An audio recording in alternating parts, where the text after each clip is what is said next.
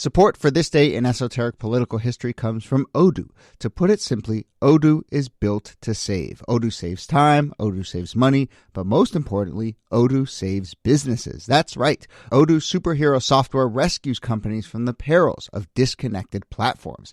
And Odoo's utility belt of user-friendly applications puts the power of total business management in the palm of your hand.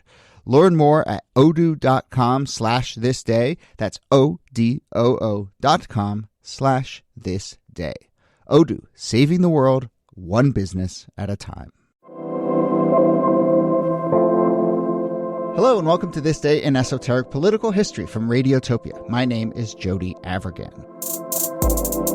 This day, July 2nd, 1864, President Abraham Lincoln signed a law declaring the chamber previously used as the House of Representatives to be a statuary hall, honoring citizens who had performed distinguished service.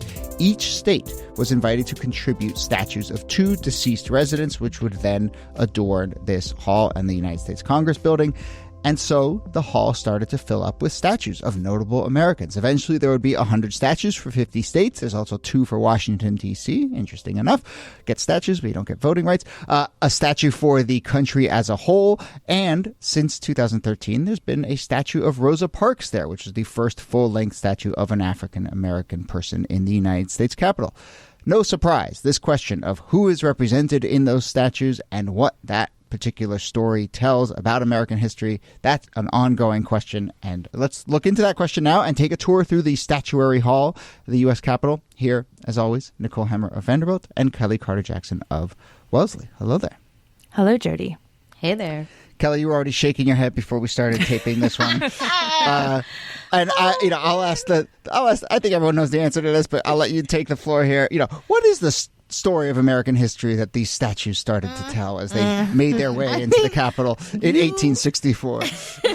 You cannot get away from the Confederacy. You just cannot. I mean, when we think about statues, when we think about what gets memorialized, what gets cemented in public memory, these statues of either Confederate leaders or former slave holders or people that were just low-key racist. There's no way to get around that. High-key racist. Yeah.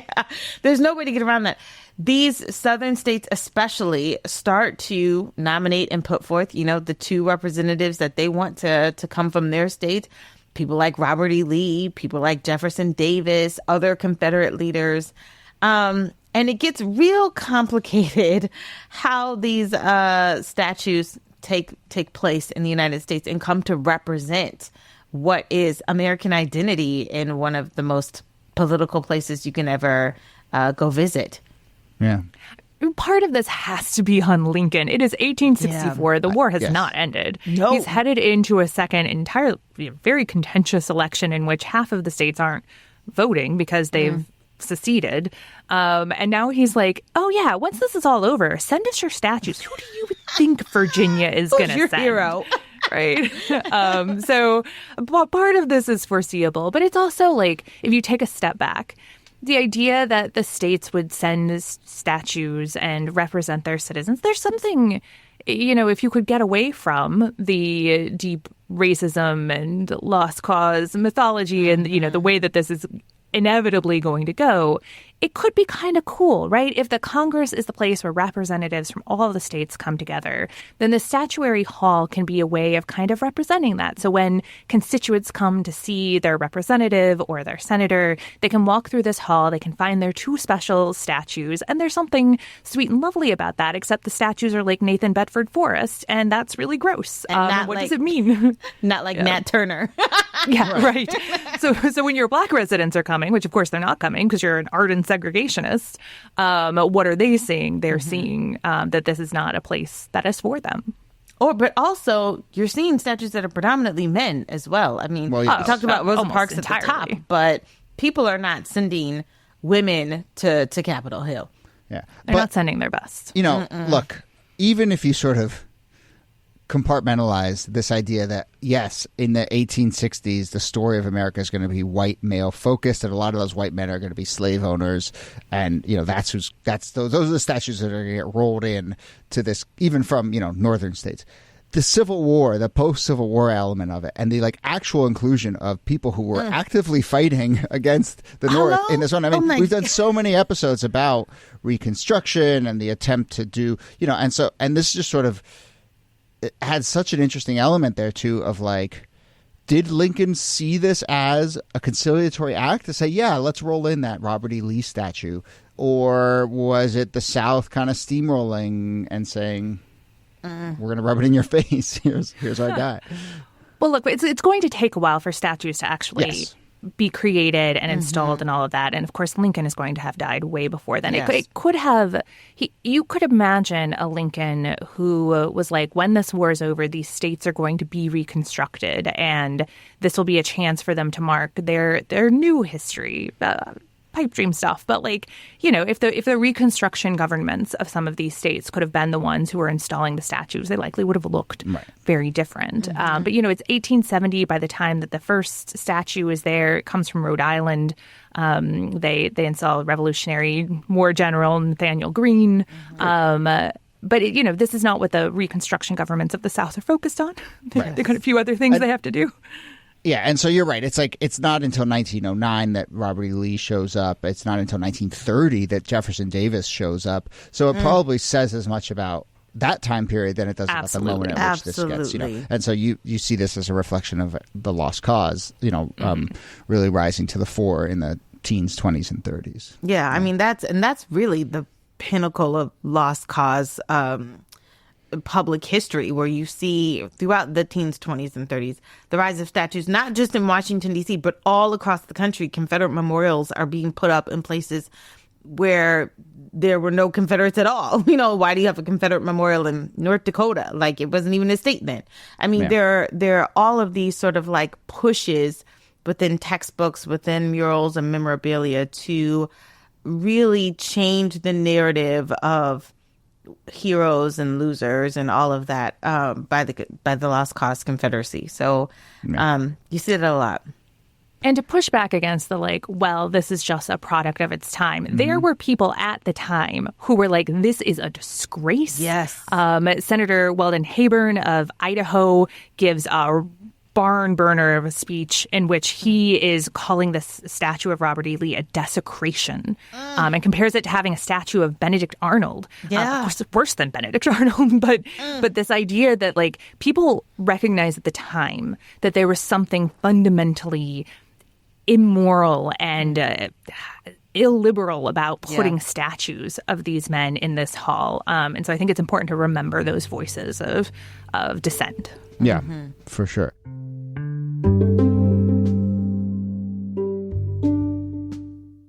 Hey there. Before we start today's show, I wanted to give a shout out to another show in the Radiotopia family, Radio Diaries. For over 25 years, Radio Diaries has been creating sound-rich, personal stories on history and beyond. It's some of my favorite radio of all time. It's been truly inspiring to me over the years. And now Radio Diaries is back with a slate of brand new stories for this summer and fall. For instance, there's the new miniseries, Making Waves, which will explore the rise of talk radio in America with stories about 4 little-known controversial broadcasters who changed the airwaves. There's also stories about the U.S. Navy's mission to get humans to live in the ocean, a group that led to the rise of American conspiracy theories, and the story of a woman who was part of the greatest climate migration in American history when folks fled the Dust Bowl to find a better life in California. Here's a little clip from that story. I know Mama thought when we got to California, her and her kids would be fine. Plenty of work for everybody, places to live, plenty of fruit and vegetables and all this stuff. But that wasn't true. The New Yorker calls Radio Diaries a venerable and remarkable audio documentary project. I also happen to agree, even though I don't write for The New Yorker. So take it from me or them. Subscribe to Radio Diaries wherever you get your podcasts and see the full archive at radiodiaries.org. Shalom, dear listeners. This is Daniil Hartman. And I'm Yossi Klein Halevi. Together we host the podcast For Heaven's Sake from the Shalom Hartman Institute. These have been some of the most challenging days for me personally, for Israel, and for the Jewish people. And one of the ways in which I've gotten through this is that I've found solace and meaning through discussions with my dear friend and study partner, Daniil Hartman. And I hope that listeners will join us as we continue to tackle the pressing questions facing the Jewish people here at For Heaven's Sake, which has become the #1 Judaism podcast. Tune into For Heaven's Sake at shalomhartman.org/For Heaven's Sake, or wherever you get your podcasts.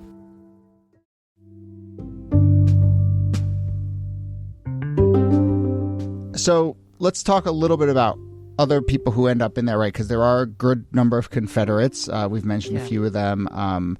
Wade Hampton, the South Carolina governor who we talked about recently, is in there as well. And then, but we should also say, well, a lot of these are a little more recent, but Helen Keller's in there. Helen Keller from Alabama. I don't think I really knew that until I got my head around this statue story, but Helen Keller is in there. Helen Keller did not know about Alabama. That's shocking.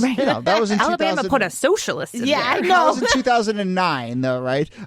Barry Goldwater got put in for Arizona in 2015. But, most of the ones when you go further back, Reagan's in there for California now. But when you go, much earlier, it's a bunch of...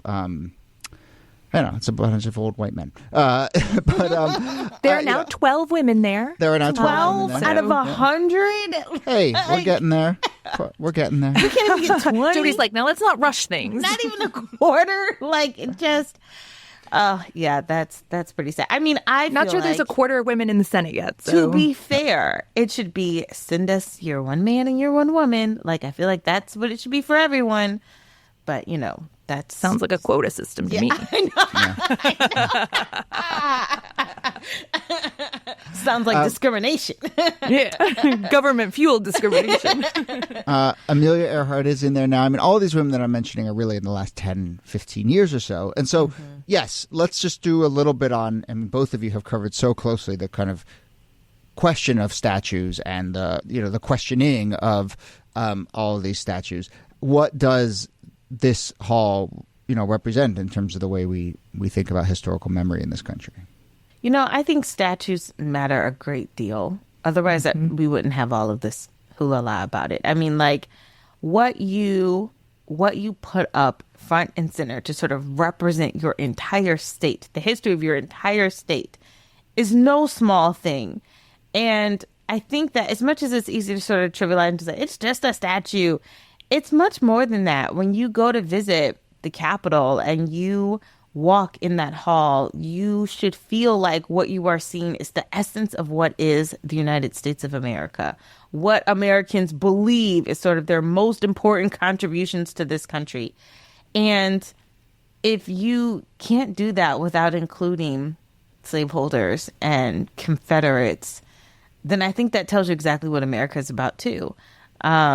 That's problematic to say the least. Right. It's an accurate reflection of the halls of power. And I think we've obviously spent a lot of time talking about statues, but I think it's important to remember that these aren't history books.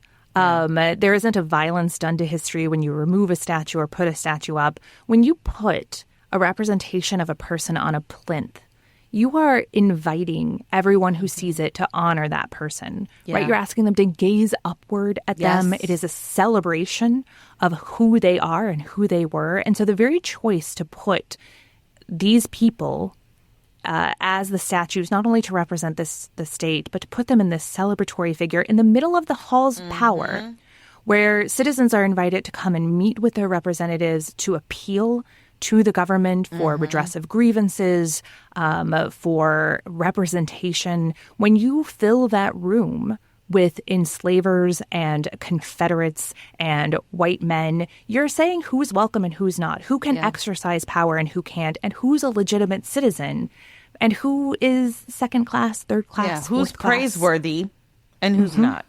Yeah. And so, I mean, I think it's, it's almost about people become so fixated on whose statue gets taken down and not who we decide to honor by putting up. In that. Whose statue has never been put up is as important a question. Yeah. So, look, we're gonna leave it there, but there's a couple things that I want to point out. One is we'll put a link, obviously, to a full list where you can go through all the states and find your state, or just, cruise through and see what's interesting. And then our producer Jacob Feldman has built a little quiz. We're going to link to that in the newsletter. So you have to subscribe to the newsletter, and you will find a little quiz in there that tests your knowledge about which state did these people come from. And I already gave away that Helen Keller is from Alabama. I already gave that one away. That's I was going to say, I might very well fail that quiz. Missed that point. And the last thing I'll say is, in my cursory research, but I'll have to do a little deeper of a dive. But I'm going to go ahead and say Nebraska probably has my favorite collection, if only aesthetically. So Nebraska's 2 representatives, and they're both from just the last 5 years or so, is Standing Bear and Willa Cather. And really? Those are I'll really take that. interesting picks, but also just aesthetically, the statues themselves are really cool. Willa Cather's got like a jaunty little hat on, and she's holding a cane and a book. It's very nice. Like a jaunty hat. But yeah, and some of the others, they're just not doing it for me on both aesthetic and political grounds. Well, but Virginia did take Robert E. Lee down. In 2020. But Jefferson Davis is still there. So there you go. All right. We will leave it there. But yeah, go subscribe to the newsletter so you can take that little quiz, and then let us know which about the representatives from your state and who else you might want to throw up there in a statue. Nicole Hemmer, thanks to you as always. Thank you, Jody. And Kellie Carter-Jackson, thanks to you. My pleasure.